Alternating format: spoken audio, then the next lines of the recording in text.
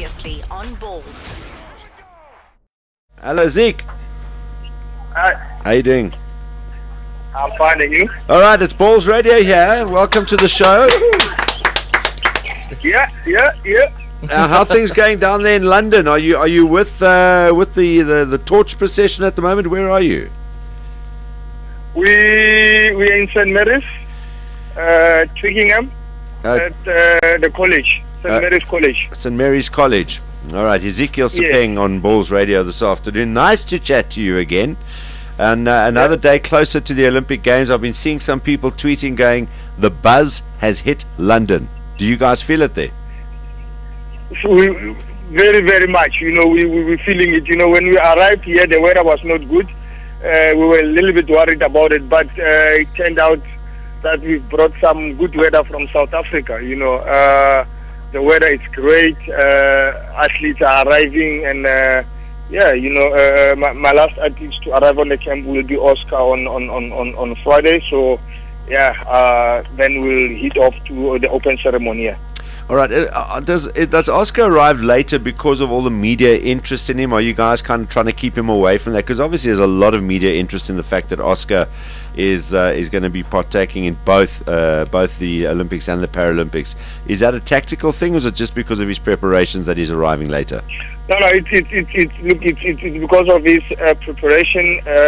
He's been preparing in Italy, and he has asked that if he can prepare there. And what we did is we also requested if, obviously, as part of the relay team, he needs to be in the camp so that he can train few sessions with the team, and that was the agreement. So it was not the plan that we trying to protect him from the media.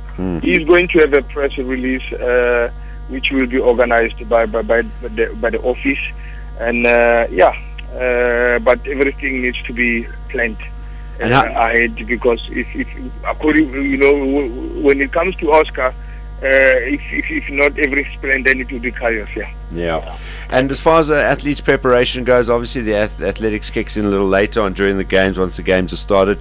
As you say, big focus on the pool first week and on the track second week. But you've been there. You're an experienced Olympic campaigner. You've done it for South Africa. How much has it changed now that we know what it's all about? We've been at numerous Olympic Games, and from your experience, or is it pretty much the same kind of thing that you're using to prepare the athletes for the games, which start day after tomorrow? Look, the attitude of the athletes have changed compared to the previous Olympics that I've attended.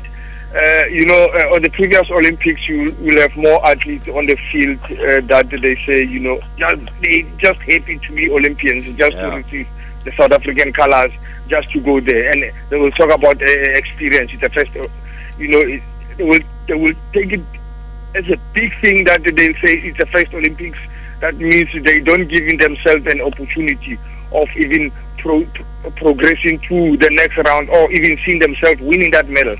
Now, the difference here is the team that is selected, so far nobody's talking about experience, and nobody's talking about if you can just survive the next round. These athletes are talking final. They're talking. They're setting targets for themselves, and that's what they're working towards. They're setting targets for themselves. They know we need medals. It's not a secret. We need medals. We didn't do well in the previous. That's what I want. And the good thing is they've got experience. They've been there. The likes of LJ, Sunet Fuliyun, Khotso Mokoena. It's not first time at the Olympic game or the big championships you get in track and field. So they really, for them, this is a platform where they have to prove and show that they can achieve. The other thing also, which and I kind of think back to a sort of Llewellyn Herbert, Angelo Taylor scenario. And this is also where, as we get to more games and in more international competitions, sometimes you kind of go there and start looking at who your opponents might be, particularly someone like, as I say, I mean, you were a medal contender from the day you arrived there, so it wasn't a case of just trying to target the finals. People were putting that expectation on you to go and win medals for South Africa. And I remember there was so much focus on who, it was Llewellyn, if I'm not mistaken, who he was running up against and who he could come up against, which kind of almost worked against him. So there's that experience about just focus on your event, focus on your preparations, do your own thing, and forget about who you're up against, or do you concentrate on who the potential opponents are in each event?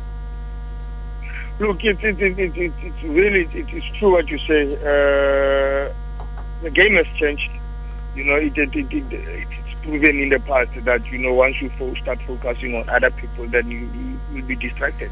The bigger thing is you have to make that final, and everybody in that final has got a chance.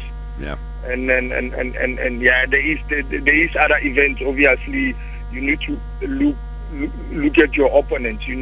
Especially when you come to the 800 meters. Your tactics will have to work there. It's not all about running fast. Yeah. We've seen in the past people who are running 143s or leading or won medals before, because of their mistakes they make, the heats and stuff. They can't make it into the finals. But yeah, it's about yourself. It's not all about, once you start focusing about other people, you start wasting a lot of energy on things that you can't change, because you will never change that person's thinking, and you might fall to sometimes thinking the person is in a good condition, and maybe he's not, and you were focusing on him and it doesn't feel good on the day, and you forget about the other athletes. You see, that's the problem. The best thing is you focus on yourself, and you do your best, and you will know your strength, and for you to be successful. Yeah. Worry about your own race when you get to that race. When it started, then you can see what kind of race it is and who's doing what. Then you can start worrying about your opponent. Carry on. Yeah, the point is like you say, it is true. You worry. You will worry about somebody, and obviously, always in the Olympics, you get the unknowns that are coming up, and you get surprised that these guys, nobody has heard about him, and he comes and get a medal or proceeds or eliminate you in the heats, and you can't qualify for the final. So it's a point of focus on yourself, not the others. Yeah. Were you with the Olympic torch procession today with Sam Ramsamy? Were you with him today, or are you somewhere else? No, I was somewhere else. We had a press conference with our cricket boys. Okay, how did that go? Yeah, it went very, very well.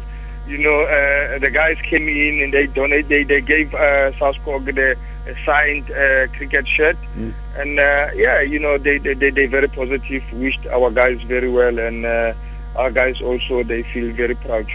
Awesome stuff. Well, Zeke, it's nice to chat to you again.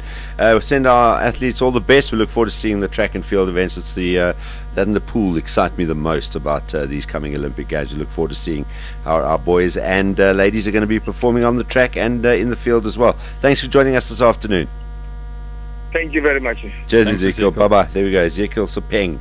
We the best on 3. 1, 2, 3. We the best. 2 p.m. to 6 p.m. Mondays to Fridays live on Ballz.co.za. Ballz.co.za.